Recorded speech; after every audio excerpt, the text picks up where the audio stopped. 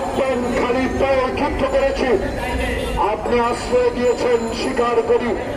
আশ্রয়ের নামে যদি আজকে বাংলাদেশকে দুঃশাসনে পরিণত করেন, শেখ হাসিনাকে দিয়ে আমরা পশ্চিম কালে কখনো আপনার অবৈধ আত্মার আমরা কখনো গ্রহণ করতে পারি না।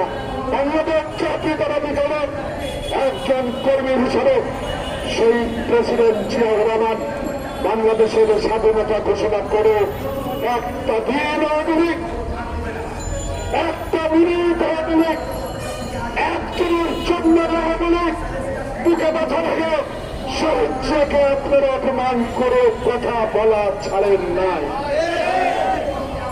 শহীদ জিয়ার কবর পর্যন্ত উঠিয়ে নেওয়ার পরিকল্পনা আপনার হাতে ছিল।